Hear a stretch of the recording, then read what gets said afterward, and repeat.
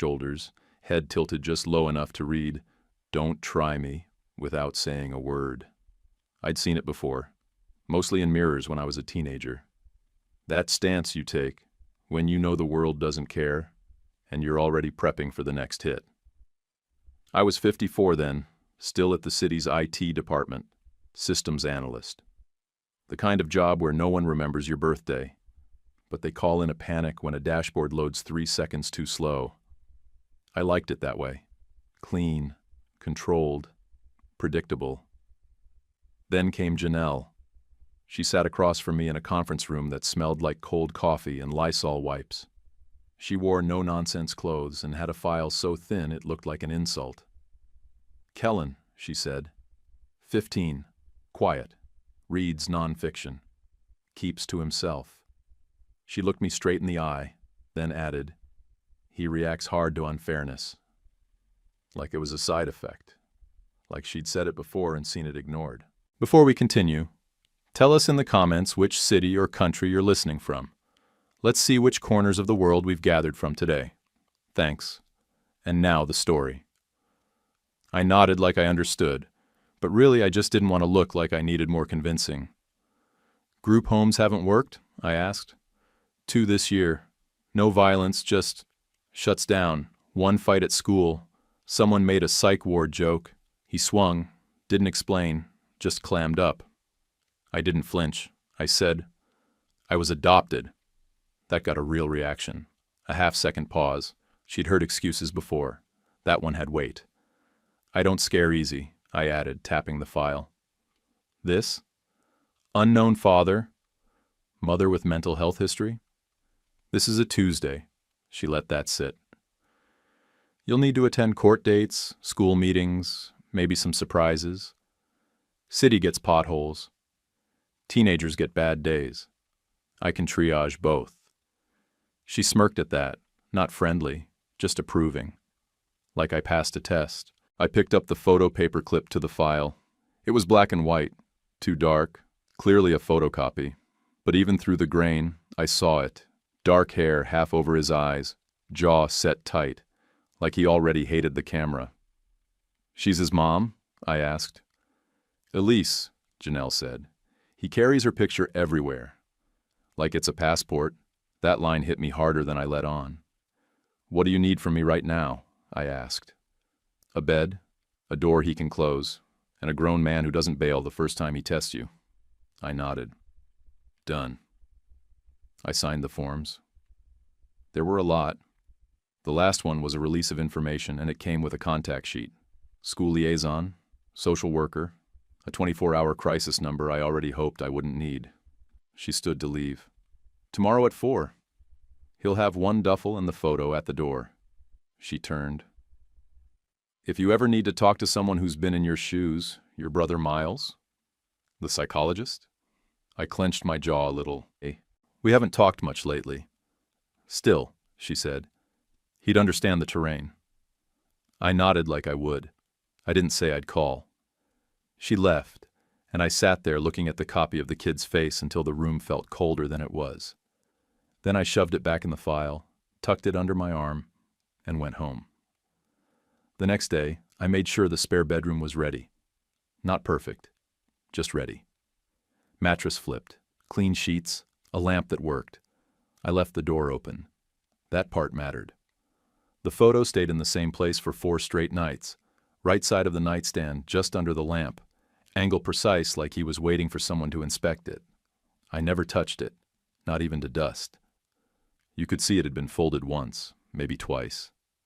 Edges soft like cloth, the kind of wear that comes from being held more than stored. I caught him glancing at it while brushing his teeth.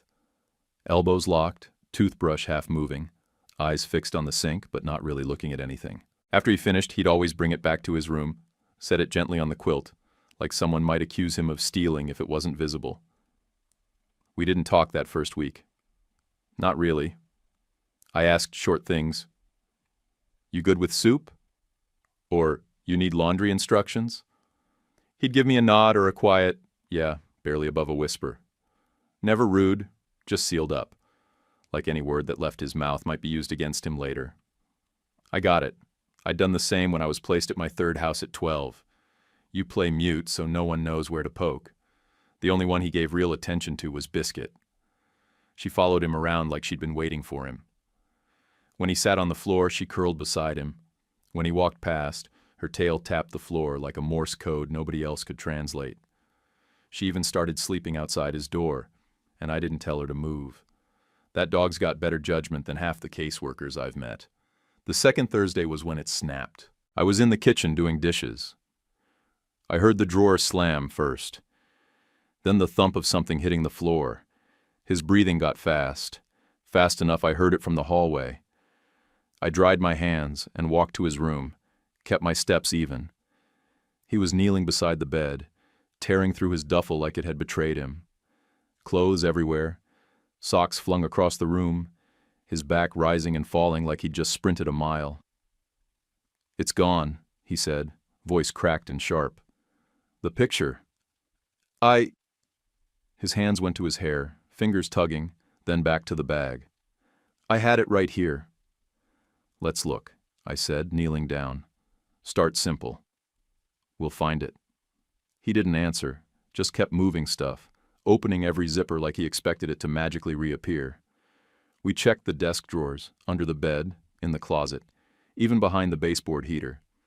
He was past panic, face pale, fingers twitchy, like if he didn't hold it soon, something would break inside. I lifted the mattress and saw the corner of it, just barely sticking out from where the bed frame met the wall.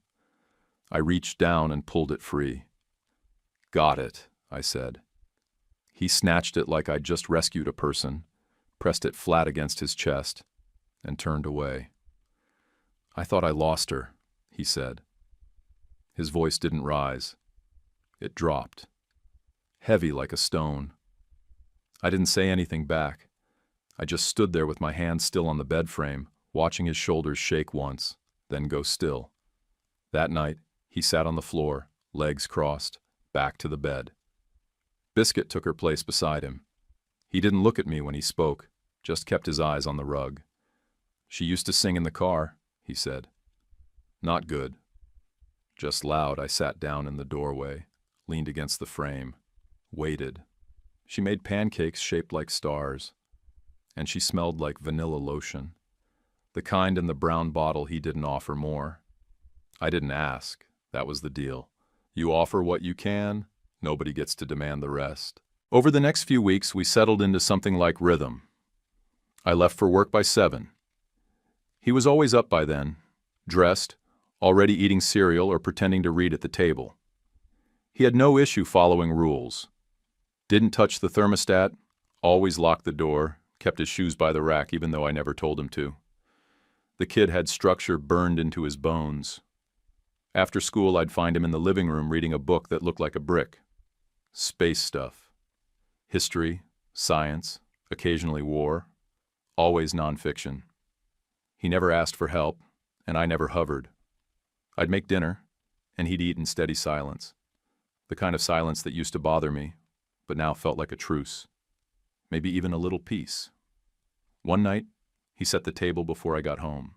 2 plates, 2 forks, water glasses, nothing fancy. Just prepared, like he was testing what I'd do with it. I said thanks. He shrugged. Another night, he folded laundry. His and mine. Didn't say a word about it. I opened my drawer and saw my shirts folded into these tight little squares, and knew exactly where he'd learned that. State placement. We weren't a family yet, not close. Not even warm, if I'm being honest. But we weren't strangers either. We were in that space where neither of us had the nerve to say we needed anything, but both of us knew if we stayed consistent, something would grow. Biscuit, though, she had no hesitation. She picked him, flat out, followed him around, slept at his feet, brought him her ragged tennis ball, even though she never did that with me. One night I came into the living room and saw her lying with her head on his leg while he flipped through a book about aviation disasters. Her tail thumped when she saw me. His eyes didn't move off the page. "You like dogs?" I asked, grabbing a glass of water. "She's not like other dogs," he said. "How so?" "She doesn't pretend to need more than she does. I didn't answer, just drank my water and walked out. Some lines don't need a reply. He wrote in silence. Didn't ask what would happen next. Didn't try to justify anything. Just sat there, hands in his lap, jaw clenched tight, staring through the windshield like it was safer than looking at me. The call had come in around 10. I was still logged into the municipal system, writing a report on traffic signal data, when my phone lit up. Assistant Principal Larkin. Voice flat, half scripted. There's been an incident. We need you to come in. By the time I parked outside the school, my ID badge was still hanging from my neck, and I realized I hadn't eaten anything that day. Kellen was on the bench outside the main office, knuckles red and slightly swollen. His hoodie sleeve was pushed up just a little. His eyes were blank but not empty, focused on something far away that none of us could see. Larkin sat behind his desk like he was playing the role of the concerned administrator. Clean tie, careful wording, 2 folders open in front of him like props. We're recommending a 3-day suspension, he said, along with a behavioral contract that would require some follow-up with our school counselor. What happened? I asked. He sighed, like I was already being difficult. There was a comment made during Earth Science. Another student, Trevor Pritchard, said something Kellen found offensive. What was the comment? I'd rather focus on Kellen's response. I stared him down. What did Trevor say? Larkin hesitated, glanced at the open folder like the answer might be hiding between the lines. It was a joke about Kellen's book. Something about visiting his mom at the psych ward. I turned to Trevor, who was sitting in the corner, trying to disappear into his zip-up jacket.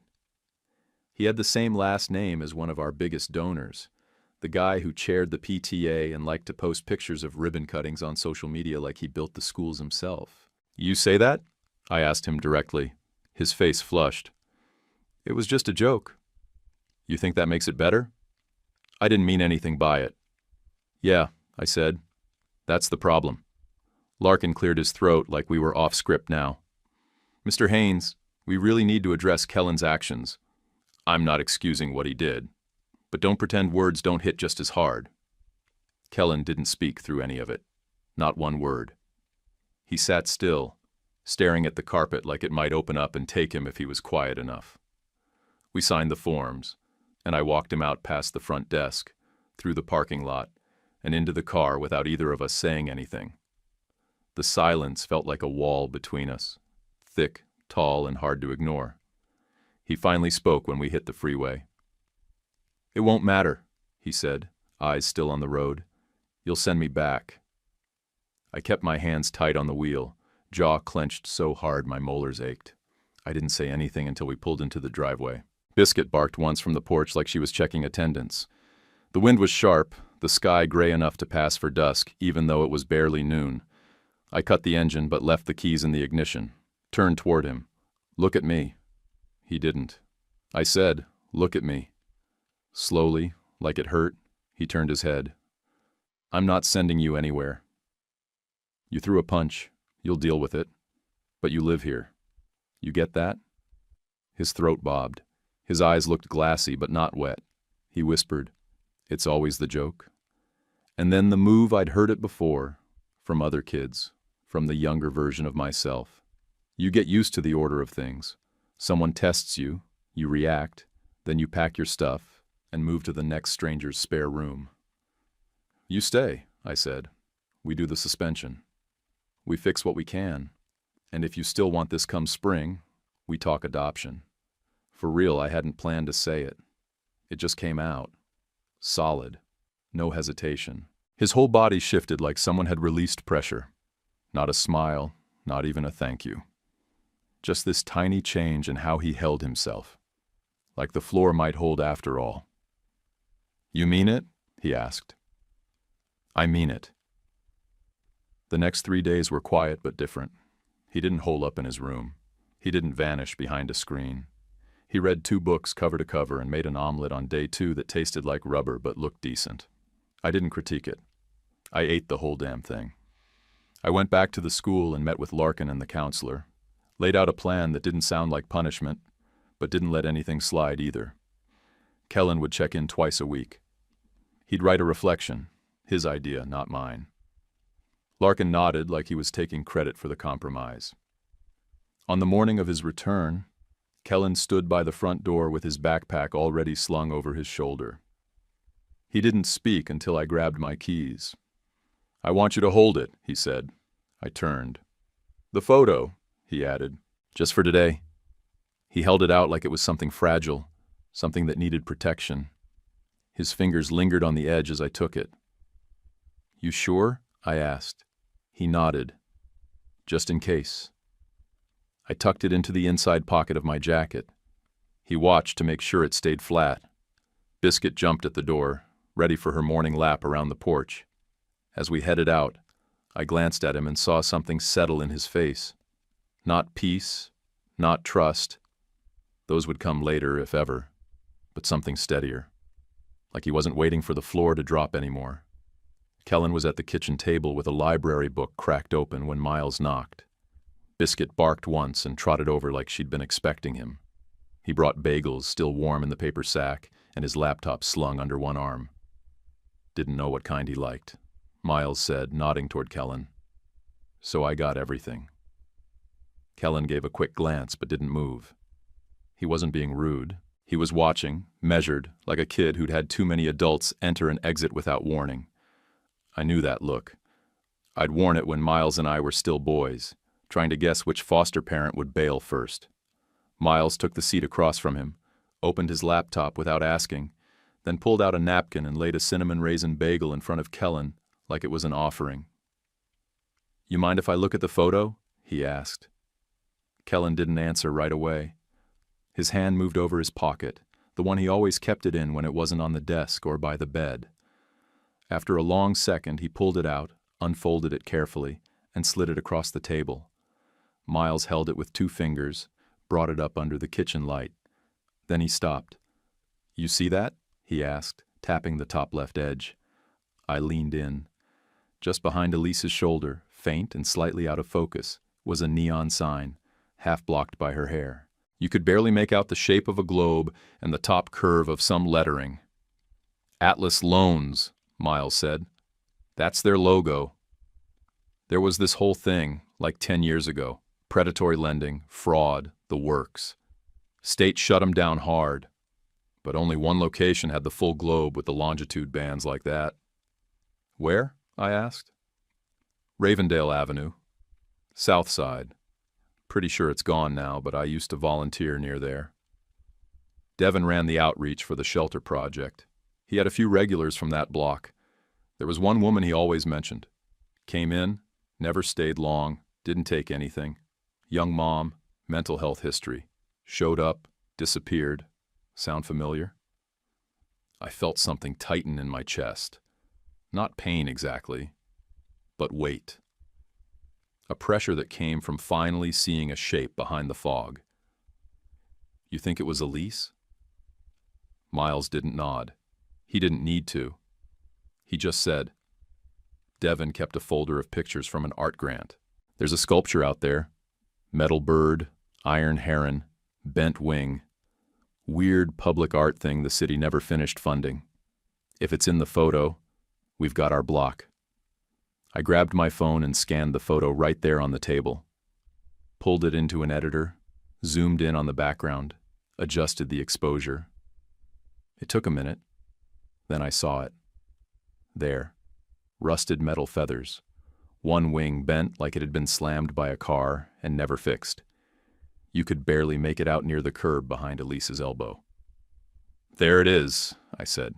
"That's the damn bird." Miles already had his phone out. He texted Devin, quick and direct. We waited in silence for maybe 10 minutes. Kellen didn't speak. He just stared at the picture on my screen like he could will more details into focus. Devin called back. Voice sharp, clear. "I remember her," he said. "Name might have been Elise. She dropped by the pantry on Ravendale. Never took food, never stayed long. Had a kid. Beautiful little guy. Used to ask me about dinosaurs. One day they both stopped showing up. You have any records? I asked. No names. We weren't allowed. But when the block got cleared for that apartment project, we shifted all our active cases to Darlene's program, 2 neighborhoods east. If she didn't go into the system, she might have gone through there. I thanked him and hung up. Kellen still hadn't said a word. I called Janelle before the sun went down. She answered fast, like she'd been waiting for something to interrupt her. If I've got a location from back then, I said, who do I contact now? She didn't even ask how I got the location. Darlene, she said. She runs a group of supported living homes. Took a lot of referrals when Ravendale shut down. I'll loop her in and have her reach out. Kellen stood up and walked into the living room without a sound. He didn't slam the door. Didn't cry. Just left the conversation like he'd heard enough. I let him go. Miles stayed another hour. We didn't talk about the photo or Elise again. Just sat on the couch and watched Biscuit chew through a rope toy like she was punishing it for existing. That night, after the house was quiet and the lights were low, Kellen came out of his room holding the picture in one hand. He walked over and sat on the floor across from the couch. Biscuit climbed into his lap without waiting for permission. He held up the photo, traced the globe with his thumb, and looked at me. If she's there, he said, we go. There wasn't a flicker of question in his voice. No fear, just intent. I nodded. We go. I watched Kellen in the passenger seat, the notebook in his lap, his fingers resting on the cheap paper like it might vanish if he blinked too long. He hadn't opened it again since we left Darlene's office. The photo was tucked inside the front cover, just peeking out like it was listening too. We pulled into the parking lot outside her main office, a plain brick building with a cracked sidewalk and a ramp that had seen too many winters. She met us at the door exactly on time. No clipboard this time, but the same calm expression like she'd already thought through 10 different ways this could go. Inside, the chairs were metal with fabric pads. No magazines, no soft lighting, just straight talk and standard issue carpet. I want to meet with him first, she said, looking at me, not asking for permission, just letting me know how it was going to go. He deserves space to say what he wants, without translation. I gave Kellen a look. He nodded once, stood up, and followed her down the hallway without saying a word. I sat there for 20 minutes listening to the hum of a vending machine and the buzz of old light bulbs. That was the longest we'd been in the same building, without me knowing what he was doing. When they came back, his posture was different. Still tense, still cautious, but something had shifted. He looked taller somehow, not in height, just in presence. Darlene stepped aside to let him pass, then said, "There's something else." She walked to a cabinet behind the desk, pulled out a clear plastic storage bin with masking tape across the lid. On the tape, someone had written "Miscellaneous Resident Items" in block letters. She popped it open, pulled out a small spiral notebook, and laid it flat on the table. "Staff cleans out storage twice a year," she said. "Most of it's trash, but this one, we couldn't toss it." The cover was scuffed, a corner bent back. On the front, in thick black marker, it read, "For my boy." I didn't move. Neither did Kellen. The room felt like it had dropped 10 degrees. "She wrote in it?" I asked. "Over time," Darlene said. "Different pens. Some entries are months apart. There are drawings, rockets, pancakes, stars, and letters that start with 'Hey, bug.'" Kellen stared at it like it was radioactive. Then slowly, without looking up, he reached forward with both hands and pulled it toward him. He didn't open it right away. He just sat there, breathing through his nose, thumbs pressed flat against the front cover. Then he opened it and read. 2 pages, maybe 3. Lips moving just a little, barely enough to catch. After a minute, he looked up. His voice was steady, but low. "She remembered me." I didn't say anything. That was his moment, not mine. We scheduled a visit for that Saturday. Darlene said we'd start in the garden. Less stimulation, fewer voices, more open air. "It'll feel less like an interview," she said. She does better when it doesn't feel official. Her eyes flicked to me before I could ask. If it goes well, you can bring the dog next time. Sometimes familiarity travels better on four legs. I gave a short nod. That felt like the kind of rule I could respect. Miles met us in the hallway on the way out. He hadn't said he was coming, but there he was, leaning against the wall with 2 coffees and a quiet expression. When he saw Kellen with the notebook, he didn't ask anything. Just handed him one of the cups and said, "You earned that." Kellen didn't drink it, but he didn't hand it back either. Miles waited until we stepped into the parking lot. The wind had picked up. There were still leaves frozen to the curb from the last storm. As we reached the car, he touched my shoulder. Just a quick squeeze, no words at first. "You're doing this right," he said. I nodded, but inside it didn't feel like right. It felt like I was carrying a glass filled to the rim with something breakable, and every step risked spilling it. The ride home was quiet again, but not the heavy kind. Just the kind where no one wants to break the stillness, in case it makes things real too fast. Kellen kept the notebook open on his lap. The photo stayed tucked inside, peeking from between 2 pages filled with loops of handwriting that looked like it was written during calm days. Maybe medicated days, maybe lucid days. I didn't ask. About halfway home, he finally spoke. "If she doesn't know me..."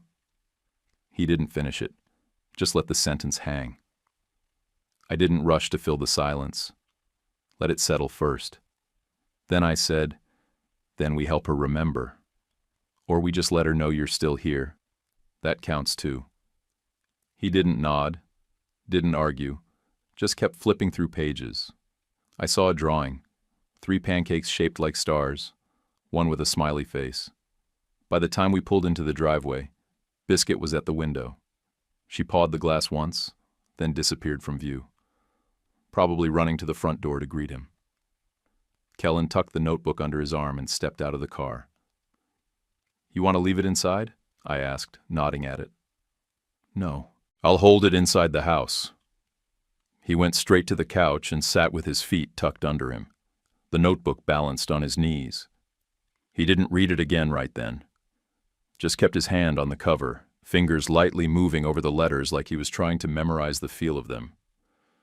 I stood in the kitchen and watched him for a minute. Then I started making a grocery list. Pancake mix, vanilla extract, syrup. I didn't know if Elise could eat solids. I didn't know if she'd even come to the table, but if she did, we'd be ready. Kellen didn't speak the entire ride. He held the notebook with both hands like it had bones, like it could break. His knees bounced every few seconds like the motion was the only thing keeping his stomach where it belonged. I didn't say much either. I knew better than to poke holes in a silence that was holding the kid together. When we pulled into the parking lot, the garden came into view first. Raised beds lined with weathered wood, one crooked bench painted by residents in splashy blues and yellows. There was a small wind chime over the fence, shaped like a sun with missing rays. The place was quiet, not empty. Just quiet in the way hospitals never are. Darlene met us by the gate. "Today's a good day," she said. "Let's keep it measured." She looked at Kellen like she was scanning for sharp edges, found none, and gave a nod. We walked down the mulch path together, slow. I saw her before he did, Elise, standing by a rosemary bush, hands moving nervously, twisting over each other like she was folding a piece of paper that wouldn't crease. Her hair was shorter now and thinner. The color had started to turn at the roots, soft gray threading through the brown. She looked small, but not broken. Not today. She didn't move when she saw him, just blinked once like her body had to reboot. Then she said, "Kellen," like the name had lived in her mouth the whole time and she wasn't sure if it was allowed out loud. He froze, 1 foot rooted, 1/2 a step behind. I watched him take a shallow breath, then another. He nodded. Not fast, not big, just enough. She stepped forward, slow, raised her hand like she was unsure where his face ended, and the air began.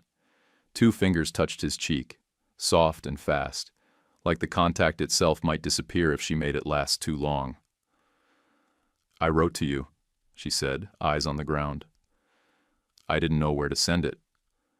I wanted you to have pancakes on Saturdays. I didn't know how to make that happen anymore.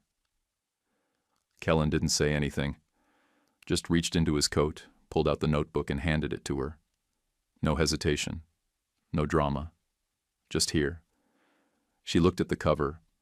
Her mouth opened a little like a question wanted out, but nothing came. Her eyes went to Darlene, then back to Kellen. "You found it," she whispered. That's when her shoulders dropped. Not much, but enough to see. Like something inside her let go of a rope she'd been clenching for years. We sat on the bench. I hovered nearby for a second before sitting, then stood again. I couldn't figure out what to do with my hands. There's no guidebook for how to be the guy in the middle of something this fragile. Miles stayed back near the gate, hands in his pockets, head down, giving them space without drifting too far. He knew when presence mattered more than participation. Elise started talking in fits and starts, like she was trying to lay out pieces of a jigsaw puzzle she hadn't seen in years. She told him about when he was born, how quiet he was, how wide his eyes were, how she used to sing in the kitchen and he'd make this soft little noise like he was humming along. Then she shifted. The words got harder, slower. "It crept in," she said. "At first it was just nerves. A little fear. Then I saw patterns in license plates. Thought buses were following us. I stopped eating food I didn't cook myself. Her hands never stopped moving. Folding, unfolding, twisting again. I left notes under doors. Wrote letters that didn't make sense. I thought men at the pharmacy were tracking us. I thought if I left, if I got small enough, you'd be safer." Kellen didn't move. His face stayed still, but his hands gripped the bench like he was anchoring himself. I thought the bad stuff was around me. I thought I could take it with me if I just disappeared. I could see it in his jaw, the way he was memorizing every word, like he might need to recite them later just to believe they'd happened. I felt my own throat tighten, but I kept my eyes on the rosemary bush just past her shoulder. She looked like she wanted to vanish into it. Kellen finally spoke. "I've been reading books about the brain," he said. "Not the inspirational kind." The science ones. Elise gave a tiny laugh, barely a sound. He told her about school, about Biscuit, about how he liked non-fiction because stories made him nervous. "Too many made-up rules," he said. "I don't like surprises in writing." He didn't tell her about the punch. I didn't either. Not now. It didn't belong here, not with dirt under our feet and too much unsaid still floating in the air. A bell chimed somewhere in the building, soft, intentional, like it was signaling a shift, not an end. Darlene stepped forward and gave us a small nod. "Let's end while it's calm." Elise reached out and touched Kellen's wrist with the tips of her fingers. "Come back?" she asked. "Yes," he said. No pause, no glance at me, just yes. We walked back to the car without a word. Kellen slid into the passenger seat and buckled his belt like it was just another errand. But he didn't look at me. He stared ahead, like the whole building was still inside his head. I started the engine, pulled out slow. A minute into the drive, he said it. "She didn't run." He let the words sit in the air like they were trying to settle somewhere deep. The third visit ended with Elise handing Kellen a paper flower she'd made in group therapy. The stem was bent. The color was faded blue, marker streaked across construction paper, uneven and honest. He didn't say anything, just slipped it between 2 pages of the notebook. By the 4th visit, he stopped flinching when she reached for his hand. That's when Janelle showed up at the house with the packet. Manila envelope, 3 paper clips, 1 blue pen. I opened it at the table while Kellen sat across from me, half a sandwich untouched on his plate. "If you're sure," she said. Kellen looked at her, then at me. "I'm sure," he said before I could, so I said it too. The hearing was set for the last Friday in April. I ironed my only suit. The pants were tighter than I remembered, but they buttoned. Kellen wore a blazer we'd found at a thrift store on South Main. and I let him pick the tie. He went with one that had tiny planets on it, dark blue with Saturn front and center.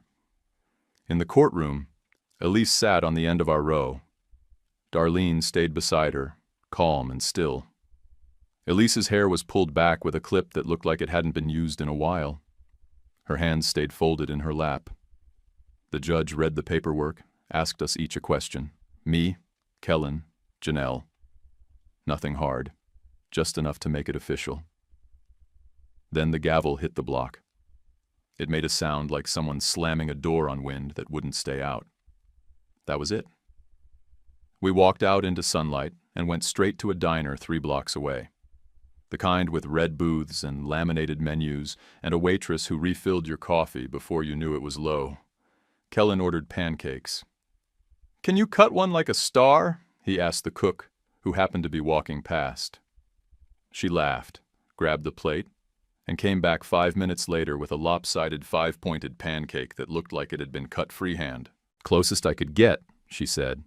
"It's perfect," he told her, and meant it. Elise wrapped her hands around a coffee cup and didn't drink from it, just held it, watched him eat like she was trying to memorize how he chewed. He asked her something small, what her favorite color was as a kid, and she answered like it was a test. I let them talk while I paid the bill. A week later, the school counselor called. "There's a writing contest," she said. "Local foundation.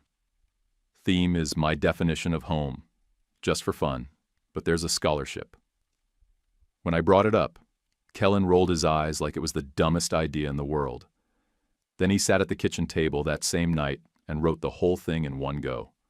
6 paragraphs. No edits. He didn't let me read it until after he submitted it. The last line stuck with me. "Home is the place that keeps your shape, even when you're not in it." A month later, they told him he'd won.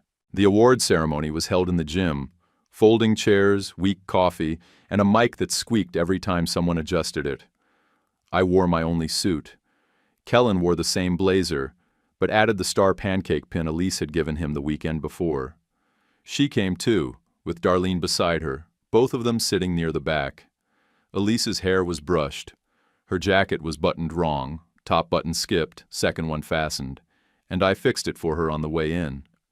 She looked down at her hands when I did it, then gave me a smile like I'd given her something that hadn't been offered in years. "Good catch," Darlene whispered. I didn't answer. I just looked forward. Mr. Larkin called out the names with a tone like he was reading funeral announcements. When he got to Kellen's, he hesitated half a beat.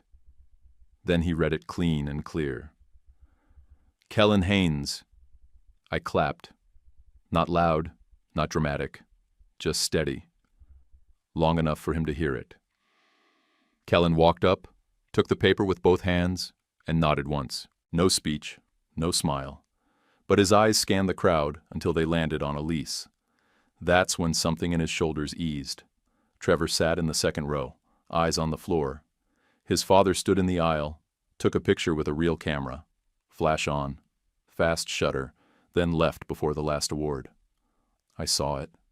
I always see what people try to slide past. Afterward, in the parking lot, Elise pulled Kellen into a hug. Not tight, not clingy, just enough to close the gap between them. "You wrote like you mean it," she said. "I did," he answered. She stepped back like she was making sure the moment didn't break from too much weight. Darlene stayed close, hands in her jacket pockets, watching the rhythm of it all without interrupting. As we walked to the cars, Darlene fell into step beside me.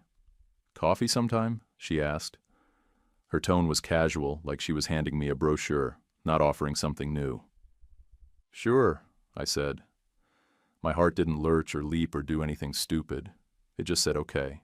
The first message hit my inbox at 7:42 on a Monday morning. A neighbor, someone I only knew well enough to wave at while mowing the lawn, forwarded me a link from one of those neighborhood apps where people complain about garbage pickup and teenagers walking too slow. The post was anonymous, of course. Profile had no photo, no name, just a generic handle and a string of thinly veiled language.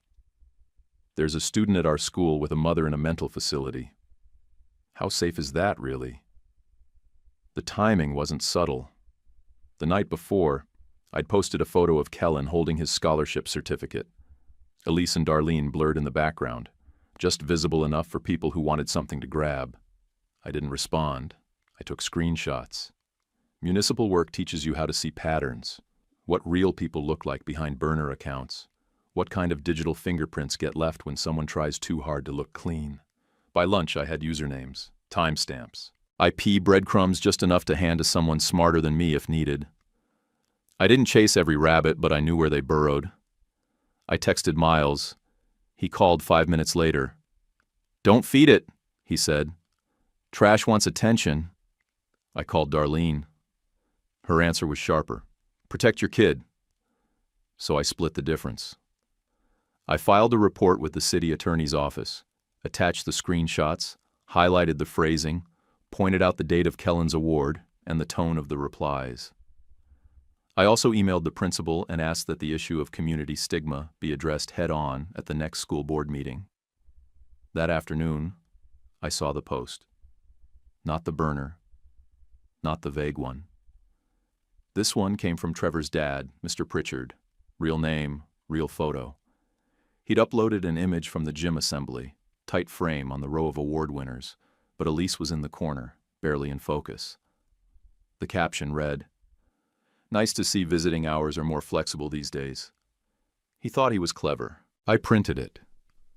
Walked it right into the principal's office the next morning. Handed it to her, face up, no folder. "We either fix this publicly," I said, "or I go to the press with how your school handled the fight, the silence, and the follow-up." She didn't argue. At the board meeting 2 weeks later, I spoke third. I didn't name names, didn't need to. Anyone paying attention knew exactly what I was talking about. My son threw a punch after being mocked. He took his suspension. He stayed. He did the work. He wrote about home and earned a scholarship. And still, grown adults are making him a punchline because of who his mother is. I paused long enough to let the silence land before stepping away from the mic. Miles went up next. He read from a page he'd printed, voice calm and even. "Mental illness is not a character flaw," he said. "It's not a contagion. It's not a moral failure. It's not inherited guilt." He stepped back and nodded at Darlene, who stood with both hands flat on the podium. "We work with people who are rebuilding," she said. "And you'd be surprised how much strength that takes. Some people lift weights. Others wake up every day and decide to keep going. Same muscle." You could feel the shift. People stopped scrolling their phones. A few leaned forward. A couple parents turned their chairs slightly, like they'd just remembered where they were. 2 days later, I got a call from the city attorney, the anonymous account. PTA officer. Used a burner tied to his work email, same one he used to sign up for the school's safety committee. Citation issued under the local harassment ordinance. He resigned the next day. Quietly. I didn't gloat. I archived the screenshots and moved on. That Friday, I got an email from Mr. Larkin. Short and stilted, but clear. The school would run anti-stigma programming next quarter. They were reviewing the discipline policy with an outside equity consultant. They'd issue a staff memo by Monday. I read the email twice, then filed it under a new folder I labeled, "Don't Lose This." Kellen didn't want to talk about any of it. When I brought it up, he barely looked up from his spacebook. He was sitting on the porch tossing a tennis ball across the yard, while Biscuit galloped back and forth like she was trying out for a team that didn't exist. "You don't have to say anything," I told him. "I just wanted you to know we didn't let it slide." He caught the ball midair and rolled it between his palms like he was weighing it. "You spoke up?" he asked. "We did." "For her too?" "Yes. For both of you." He nodded once. "Good," he said. "About time." Summer came in like a window unit with a busted dial. Too loud, too inconsistent, but impossible to ignore. Kellen swapped his hoodie for a faded NASA tee and started wearing slides around the house like he'd lived there all his life. I was halfway through a carton of ice cream when Darlene called in mid-June. Elise had a tough morning, she said, voice calm, like always. New dosage kicked in too hard. Plus, they ran the fire alarm drill without warning. I sat forward in the chair. Did she hurt anyone? No, Darlene said. She panicked. Thought it was something else. She's okay now, but we're dialing things back for a bit. Keep visits short, garden only. No changes to the schedule. Got it, I said. We'll stick to the plan. That Saturday, Kellen barely said a word during the 20-minute visit. Elise looked tired. Her eyes tracked things that weren't there. She reached for Kellen's hand once, and then pulled back before she touched him. In the car, he stared out the window and didn't ask to play music. That night, he sat on the porch with the notebook open in his lap and found a letter folded into the back pocket, like it had been hiding from both of us. It was dated 5 summers ago. The handwriting was messier. Some of the lines looped into the margins. To the boy who loves rockets, it started. If I can't see the moon, I still know it's there. And when you look up, know I'm trying to look too, even if I'm somewhere without a window. He didn't say anything when he finished reading. Just sat there, turning the folded page over and over. I stepped out and sat beside him on the top stair. Didn't speak. A minute later, he passed me the letter. I read it once and handed it back. She kept trying, he said. Not like he was asking if it was true. More like he'd decided it was. We still had our scraps. He stayed out too late once with a group of kids from the next street over. Didn't answer his phone. Another time, he bombed a science quiz because he forgot it was test day. When he got quiet, I didn't push. When I got angry, I scrubbed pans I'd already washed. That was our rhythm. One of us would drift, the other would wait. Then we'd meet back in the middle when it felt safe. In August, he asked if he could volunteer at the library. I signed the permission slip and dropped him off for his first shift. When I picked him up, he smelled like old glue and paper and told me that a woman checked out a book about beekeeping, even though she was clearly allergic to bees. She said she likes to read things that scare her, he added. You get that? I do now. He kept going back, 2 afternoons a week. Non-fiction section, mostly shelving, but sometimes helping people find books. He started keeping a mental list of what people borrowed and made quiet guesses about their lives. I listened, because that's what he needed. Someone to hear the pieces and not laugh at how they connected. Around the same time, Mr. Pritchard sent an email. Short, formal, full of words like deep regret and sincere apology. It read like he copied it off a PR crisis handbook. I didn't answer. I just dragged it into a folder called Irrelevant and closed the tab. Meanwhile, coffee with Darlene turned into 2 coffees. Then 3. We didn't talk about Kellen much, not directly. We talked about her work, my work, her mom's arthritis, my foster placements. The tired kind of tired you only get when most of your energy goes into keeping other people steady. She didn't ask for more, neither did I. That was the point. In early September, Kellen asked if we could do something different for the next Saturday visit. Instead of going there, he said, "Can she come here?" I didn't answer right away. I mean, just for breakfast. Darlene could stay. We brought it to her. She cleared it with the staff, wrote out the rules, arrival time, duration, transport, meds logged, and signed off. Elise came with her hair in a loose braid and a small container of sliced bananas. We made pancakes. She tried to flip one and folded it in half. Kellen laughed, just a little. Not loud, but enough. Still counts, he told her. Afterward, we sat at the table for a while. No one rushed, no one pretended it was permanent. That night, he came into the kitchen while I was rinsing plates. It's not the same as living with her, he said, but it feels like her. He didn't look at me when he said it. Just grabbed a book from the counter and disappeared into his room. That's how boys like him say big things. Fast, direct, no eye contact. Kellen stood behind the mic like it might judge him first. His hands didn't shake, though. Not this time. He adjusted the paper once, cleared his throat, and looked out over the rows of round tables filled with foundation donors, school staff, and two bored-looking teens in clip-on ties. He hated the idea of reading in public, said it felt like being dissected. But he did it anyway. Same thrift store blazer from the assembly. We'd let it out at the seams over the summer. It still pulled a little at the shoulders, but it worked. I wore the only suit I own. Third time, still holding. Darlene and Elise sat near the middle. Elise looked ready. Jacket buttoned right, hair brushed. That slight look of concentration on her face, like she was trying to process everything in real time without blinking too much.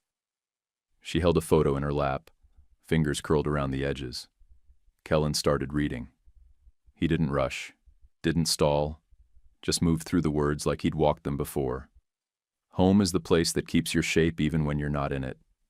He said it with the kind of calm that comes when you've already lived through every line.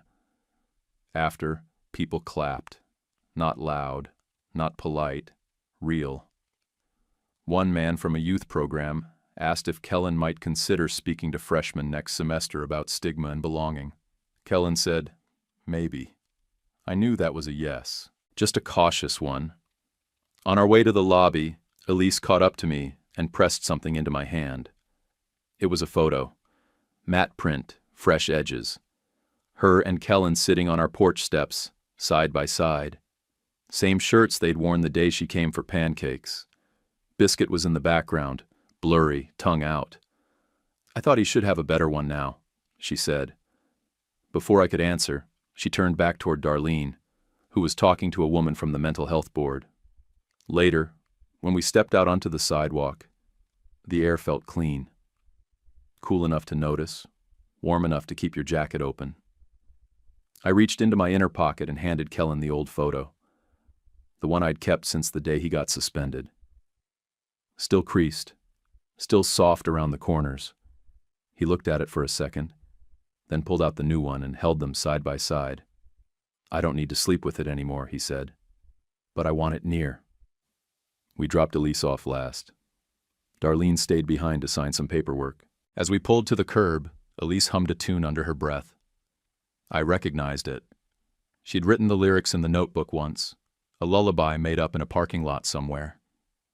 When we stopped, she turned to Kellen and reached up with 2 fingers, touching his cheek like she had that first day in the garden. Next Saturday? She asked. He didn't hesitate. Next Saturday, he said. Back home, he went straight to his room. Biscuit followed, flopping down across his feet like she hadn't seen him in a week. He pulled tape from the drawer, stuck both photos to the side of his bookshelf. Old joy, new proof. Then opened a book about flight and started reading like it was just another night. I washed 2 plates and a fork. The house was quiet in that way that means everyone's where they belong. I'm 55 now. People sometimes ask why I took the risk. They ask like there was a clean reason. There wasn't. The answer changes depending on the day, depending on how things went at work or how tired I am. But this stays. A boy showed up with 1 duffel and a photo, and we built rooms around it. We didn't fix everything. That's not how real life works. But we made space for the truth. We shut the door on people who needed it shut. And we kept the lights on long enough for him to see the room was his. If you were in my shoes, would you have taken the risk to bring Kellen into your home? Tell us your honest thoughts in the comments. And if this story meant something to you, please hit like and subscribe. It's just 1 click for you, but it means a lot for us. And if you enjoyed it, drop a comment saying this was a good story or share your own opinion. It really supports the channel. YouTube picked this for you. Tap it. Let's see if they guessed right.